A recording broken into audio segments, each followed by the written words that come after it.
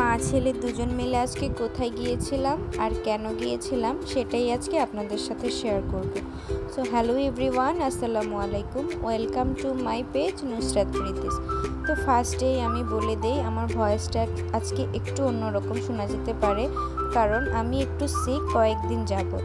ছেলে আজকে বায়না ধরেছে সে বাহিরে ঘুরতে যাবে, আর সেটা হলো বাবুল্যান্ডে। একটু অসুস্থ থাকার সত্ত্বেও ছেলের বায়না আর আবদার পূরণ করার জন্য চলে গেলাম তাকে নিয়ে উত্তরা বাবুল্যান্ডে। এই জায়গাটি হচ্ছে রোহনের খুব পছন্দের একটি জায়গা। এখানে গেলে সে অনেক বেশি খুশি হয় আর অনেক বেশি এনজয় করে। আর ওই দিন ফ্রাইডে থাকার কারণে অনেক বাচ্চারাই এখানে এসেছিল আর সবাই অনেক বেশি এনজয় করছিল।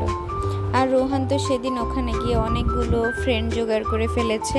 আর দেখুন এই যে বাচ্চাটির সাথে সে কি সুন্দর করে খেলছে। আর অন্যদিকে একটু পরপর বাচ্চাদের পছন্দের কিছু মিউজিক ছাড়া হয় আর বাচ্চারা স্টেজে গিয়ে অনেক বেশি এনজয় করে।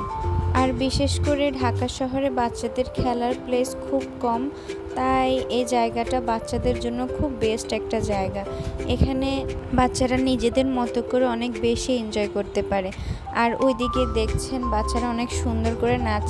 ওখানে যখন আমার বাচ্চাকে আমি নিয়ে যাই আমারও বেশ ভালো লাগে বাচ্চাদের দুষ্টুমিগুলো দেখতে।